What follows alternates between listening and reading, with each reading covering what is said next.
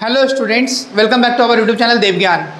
आप लोगों को आज बताएंगे income from house property. Actually income from house property आप लोगों का टैक्स का एक चैप्टर है, ठीक है, जिसमें आप लोगों को इनकम फ्रॉम हाउस प्रॉपर्टी निकालना पड़ता है, ठीक है। और actually income from house property जानने के लिए आप लोगों को कुछ बातों को जानना पड़ेगा, ठीक है। तो हम लोग सबसे पहले इस बात को जानेंगे कि actually income from house property तो 5 हेड्स ऑफ इनकम होता है। आप लोगों को पता है, आप लोगों को नहीं पता है तो आप लोग जान लो। 5 हेड्स ऑफ इनकम होता है, जैसे कि इनकम फ्रॉम सैलरी, ठीक, दूसरा इनकम फ्रॉम हाउस प्रॉपर्टी, तीसरा income from business and profession, income from capital gains और last income from other sources. तो इस तरीके से 5 हेड्स ऑफ इनकम है। तो 5 हेड्स ऑफ इनकम में इनकम फ्रॉम हाउस प्रॉपर्टी भी एक हेड ऑफ इनकम होता है, ठीक है। और ये income from house property actually क्या होता है, जो हाउस प्रॉपर्टी होगा आपका, उसका एनुअल वैल्यू क्या होगा, उसका जो एनुअल वैल्यू होगा उसके ऊपर क्या करेंगे हम लोग, जो भी अमाउंट ऑफ टैक्स पे करेंगे वो हम लोग को कैलकुलेट करना पड़ेगा। यहाँ पे देखिए, सिर्फ रेंटल इनकम को ही हम लोग इनकम फ्रॉम हाउस प्रॉपर्टी में नहीं लेंगे। रेंटल इनकम जो भी रेंट से, मान लीजिए आपका एक लैंड है, ज़मीन है, आप क्या किए, उसमें घर बना लिए और उसको क्या किए, अपने भी रह रहे हैं और रेंट पे किराएदार को भी दे दिए, ठीक है। उससे जो इनकम आएगा उसको सिर्फ हम लोग इनकम फ्रॉम हाउस प्रॉपर्टी में नहीं लेंगे। उसके अलावा क्या लेंगे फिर तब, एनुअल वैल्यू क्या लेंगे, एक हाउस प्रॉपर्टी का जो एनुअल वैल्यू होता है ना, उसको हम लोग क्या करते हैं, इनकम फ्रॉम हाउस प्रॉपर्टी में लेते हैं, ठीक। तो आप लोगों को ये जानना है। इसके बाद इनकम फ्रॉम हाउस प्रॉपर्टी को मेनली यहाँ पे लिखते हैं, हम आप लोगों को बताते हैं थोड़ा सा। इनकम फ्रॉम हाउस प्रॉपर्टी, तो ये इनकम टैक्स एक्ट सेक्शन 22 से लेकर के 27 के बीच में आप लोगों को इनकम फ्रॉम हाउस प्रॉपर्टी को पढ़ना है। कितना है, सेक्शन 22 से लेकर के 27 के बीच में इनकम फ्रॉम हाउस प्रॉपर्टी होता है, ठीक है। अब देखिए, आप लोगों को ना थ्योरी का जो पार्ट है वो आप लोगों को पीडीएफ क्या करेंगे, हम आप लोगों को पीडीएफ प्रोवाइड कर देंगे, ठीक है। तो उस पीडीएफ में आप लोगों को क्या हो जाएगा, पूरा का पूरा थ्योरी का पार्ट क्लियर हो जाएगा, ठीक है। अब मान लो इस इनकम फ्रॉम हाउस प्रॉपर्टी के लिए कुछ कंडीशंस को जानना पड़ेगा, ठीक है। कुछ कंडीशंस, बेसिक कंडीशंस क्या करना पड़ेगा, हम लोगों को जानना पड़ेगा। जिस कंडीशन के अकॉर्डिंग क्या कर पाएंगे, हम लोग जानेंगे कि इनकम फ्रॉम हाउस प्रॉपर्टी किस तरीके से। देखो, सबसे पहला इसेंशियल कंडीशन हम लोग क्या करते हैं, डिस्कस करते हैं एक करके, ठीक है। आप लोग इसको थोड़ा सा देख लो। तो यहाँ पे लिखते हैं इसेंशियल कंडीशंस। तो ये इसेंशियल कंडीशन आप लोगों को पीडीएफ में मिल जाएगा, लेकिन कुछ बातें जो कि पीडीएफ में आपको बड़ा बड़ा लिखा रहेगा, लेकिन आप लोग क्या करो, आप अपने समझने के लिए इसको यहाँ से लिख सकते हो, ठीक है। तो देखो, सबसे बड़ा बात क्या है, यहाँ पे हम लोगों को जानना पड़ेगा इसेंशियल कंडीशन क्या है। हम लोगों को सबसे पहला बात इसेंशियल कंडीशन जानना है हम लोगों को। Property must be consist of the building और अपार्टमेंट। प्रॉपर्टी में क्या होना चाहिए, बिल्डिंग होना चाहिए या फिर एक अपार्टमेंट बना होना चाहिए। क्या होना चाहिए,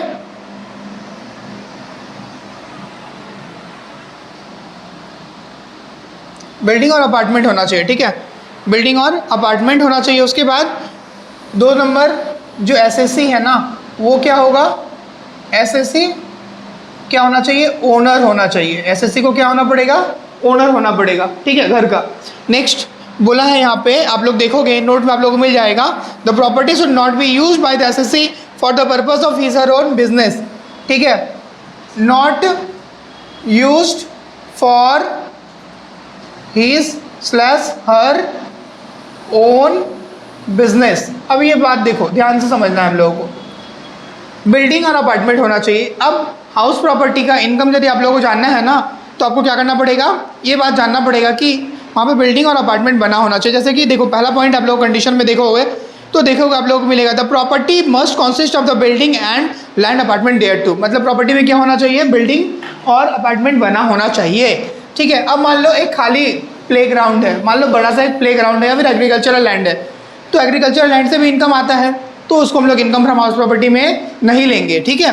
दूसरा एग्जांपल बताते हैं। मान लो क्या है, हमारे पास एक बहुत बड़ा ज़मीन पड़ा हुआ है खाली, और क्या किया, उसको हम किसी को दे दिए हैं। मान लो कोई शादी का व्यवस्था होता है या फिर कोई भी तरीके का काम हो रहा है, तो उसको हम क्या किए, दे दिए किसी को रेंट पे, 1 दिन के लिए 2 दिन के लिए रेंट पे दे दिए। तो क्या करेंगे, अब उससे तो इनकम मिलेगा ना हम लोगों को, लेकिन उस इनकम को हम लोग इनकम फ्रॉम हाउस प्रॉपर्टी में नहीं लेंगे। क्लियर ना, समझ में आया। उसके बाद नेक्स्ट क्या होना पड़ेगा, एसएससी को मस्ट भी ओनर होना पड़ेगा। मतलब एसएससी को क्या होना पड़ेगा, हाउस प्रॉपर्टी का ओनर होना पड़ेगा। अब हाउस प्रॉपर्टी का ओनर बोलने का मतलब देखिए, जैसे कि एग्जांपल बताते हैं, क्या होना पड़ेगा, एसएससी को ओनर होना पड़ेगा। जैसे कि मान लीजिए आपका खुद का घर होना पड़ेगा, क्या होना पड़ेगा, हाउस प्रॉपर्टी जो होगा, बिल्डिंग होगा या अपार्टमेंट होगा, वो खुद का आपका होना पड़ेगा। एग्जाम्पल के तौर पे मान लीजिए जो लोग गवर्नमेंट सर्वेंट होते हैं, क्या करते हैं, गवर्नमेंट सर्वेंट जो होते हैं ना, उन लोगों को घर दिया जाता है रहने के लिए, ठीक। तो कोई भी गवर्नमेंट सर्वेंट को यदि घर दिया जाता है, अब मान लीजिए गवर्नमेंट सर्वेंट यदि वहाँ पे रहता है खुद, तो ठीक है, उसको रेंट पे नहीं करना पड़ेगा, उसको गवर्नमेंट की तरफ से वो मिलता है, ठीक। अब यदि मान लीजिए वही घर वो क्या करेगा, मान लीजिए मेरा घर है, ठीक है, मेरा घर है, हम एज अ रेलवे एम्प्लॉय हैं एक, ठीक है, तो मेरा घर है, हम क्या कर रहे हैं, उसमें खुद ना रह करके अपने फ्लैट में रहते हैं, या फिर मेरा खुद का घर मान लीजिए कोलकाता में है, हम रेलवे में जॉब करते हैं, रेलवे की तरफ से हमको क्वार्टर मिला हुआ है रहने के लिए, ठीक। हम उसमें खुद ना रह करके उस बिल्डिंग को और उस क्वार्टर को क्या किया, किसी को रेंट पे दे दिए है, उससे इनकम आ रहा है। मान लीजिए पर मंथ हमको 10,000 रुपया करके पर मंथली मिल रहा है, मतलब एक साल में कितना मिलेगा हमको, 1,20,000 रुपये मिलेगा। तो लेकिन उसको हम लोग इनकम फ्रॉम हाउस प्रॉपर्टी में नहीं लेंगे। क्यों नहीं लेंगे बोलिए तो, क्योंकि हम उस घर के ओनर नहीं है। तो ओनर कौन है, ओनर किसका है, वो गवर्नमेंट ऑफ इंडिया का है ना।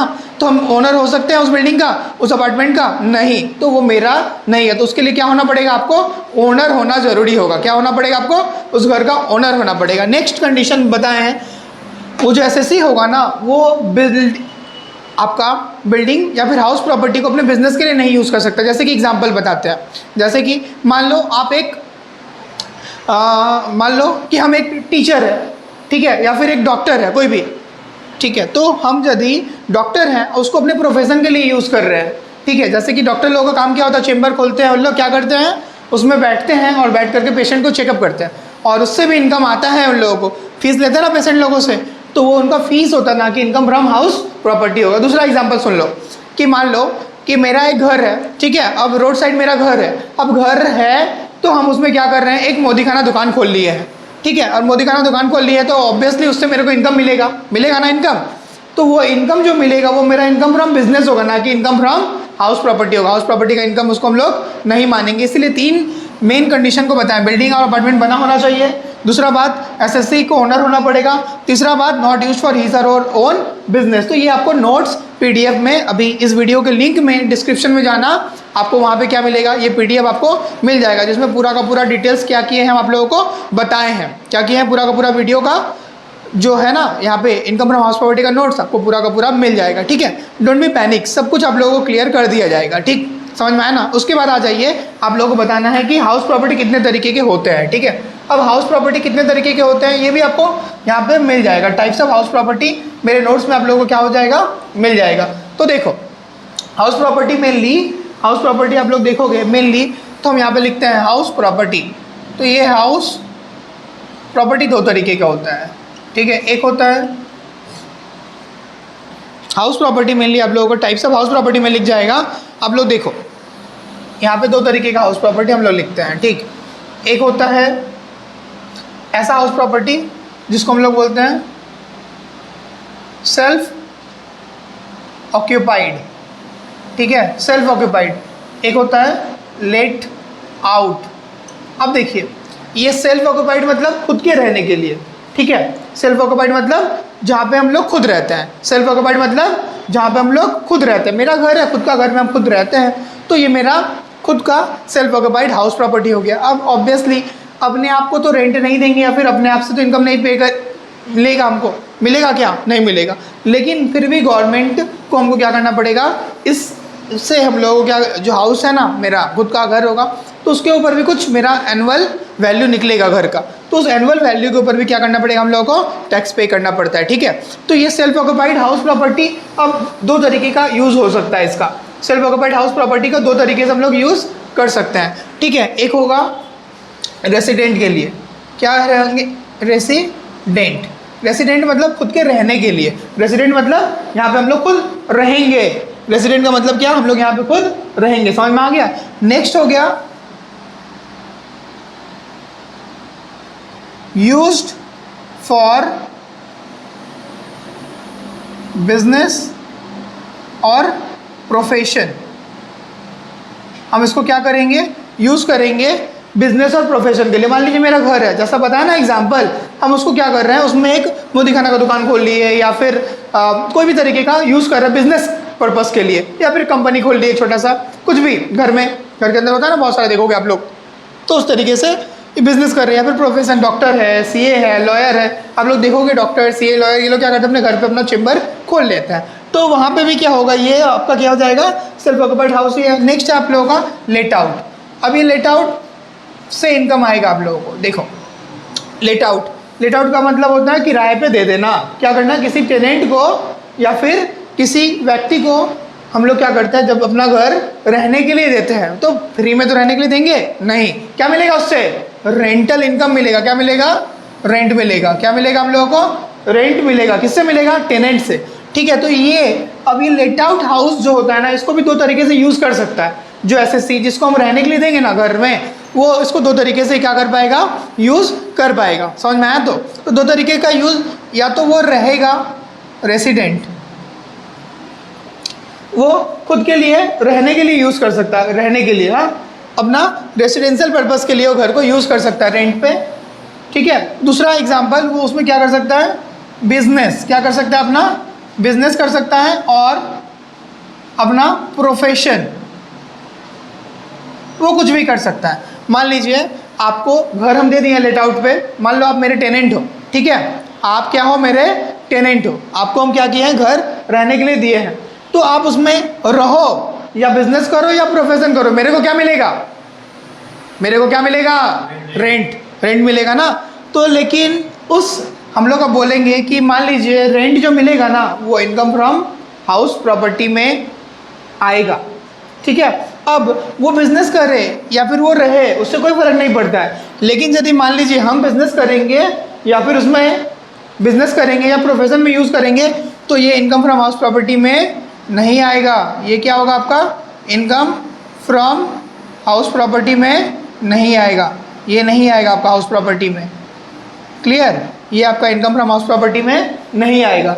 लेकिन यदि ये वाला ले लो या फिर ये वाला ले लो, वो आप रहने के लिए यूज़ करे या बिजनेस के लिए यूज़ करे, आपको क्या मिलेगा, रेंट मिलेगा। आपको क्या मिलेगा, रेंट मिलेगा। आपका इनकम होगा, आपको क्या मिलेगा, एनुअल इनकम। आपको क्या मिलेगा, एनुअल इनकम मिलेगा उस हाउस प्रॉपर्टी से। तो ये इनकम मिलेगा ना, तो ये क्या होगा, आपका टैक्सेबल होगा इनकम फ्रॉम हाउस प्रॉपर्टी में। किसमें टैक्सेबल होगा, इनकम फ्रॉम हाउस प्रॉपर्टी में। ठीक है, ये आपको इनकम फ्रॉम हाउस प्रॉपर्टी में, इसको हम लोग कंसीडर करेंगे। अब वो बिजनेस कर रहे या रहे, उससे कोई फर्क नहीं पड़ता, आपको तो मिलेगा रेंट, बिजनेस का प्रॉफिट मिलेगा आपको नहीं मिलेगा। क्लियर ना, समझ में आ गया आप लोगों को? तो ये एक छोटा सा बेसिक कॉन्सेप्ट था इनकम फ्रॉम हाउस प्रॉपर्टी से रिलेटेड। उम्मीद करते हैं कि आप लोगों को ये समझ में आ गया होगा। ठीक है, अब इसके बाद आप लोगों को हम बताएंगे कि कैसे इनकम फ्रॉम हाउस प्रॉपर्टी निकाला जाता है और किस किस कंडीशन हम लोग इसको करेंगे। ठीक है, इसके बाद के वीडियो में, नेक्स्ट वीडियो में आप लोग देखना, उस वीडियो में आप लोगों को फॉर्मेट बताएंगे और फॉर्मेट बताने के बाद जीएबी निकालना सिखाएंगे। उसके बाद वहाँ पे आप लोगों को बताएंगे कि कैसे म्युनिसिपल वैल्यू निकाला जाता है, कैसे फेयर रेंट, कैसे स्टैंडर्ड रेंट, ये सब किस तरीके से यूज़ करते हैं हम लोग। ठीक है, कॉन्सेप्ट को जानेंगे एक एक करके। ठीक है, उसके बाद जानेंगे, आप लोगों को बताएंगे वीडियो में, नेक्स्ट वीडियो में आप लोगों को बताएंगे कैसे कि हम लोग नेट एनुअल वैल्यू निकालते हैं और इनकम फ्रॉम हाउस प्रॉपर्टी निकालते हैं। ठीक है, आप लोगों को वीडियो में, इस वीडियो के डिस्क्रिप्शन बॉक्स में आपको क्या मिल जाएगा, पीडीएफ, जिसमें आपको थ्योरी पूरा का पूरा मिल जाएगा। चैनल पर नए हो तो चैनल को लाइक शेयर सब्सक्राइब करना बिल्कुल भी ना भूले। Thanks for watching Devgyan. ज़्यादा से ज़्यादा लोगों तक शेयर करिए देवज्ञान को। चलो।